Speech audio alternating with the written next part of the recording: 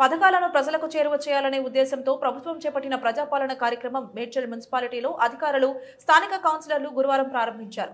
Municipality పరిధిలోని ప్రతి వార్డులో ప్రజలకు అందుబాటులో ఉండేలా ప్రభుత్వం అందించే 6 గ్యారంటీల దరఖాస్తు స్వీకరణ కేంద్రాలను ఏర్పాటు చేశారు.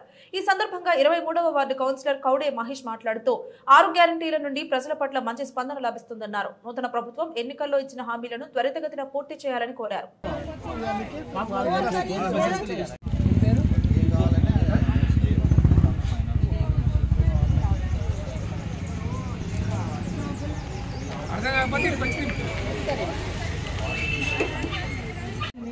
మా సంతకం ఉంటుంది ప్లస్ వాళ్ళకి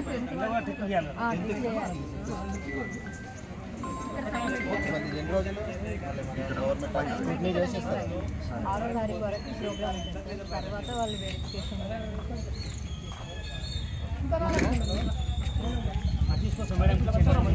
కంట్రీ క్లబ్ దగ్గర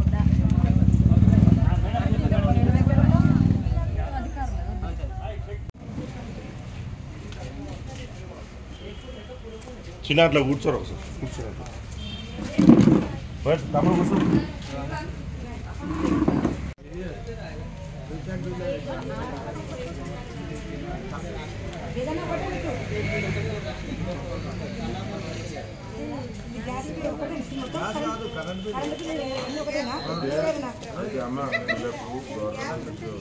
అది పెట్టకు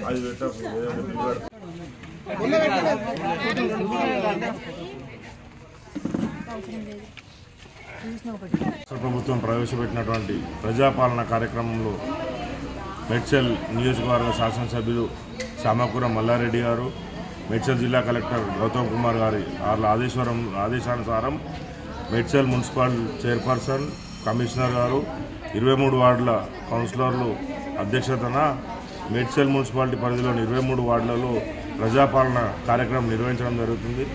ప్రజల వద్దకే పాలన అని చెప్పి తీసుకొచ్చిన ప్రభుత్వానికి ప్రజలు హర్షం వ్యక్తం చేస్తున్నారు.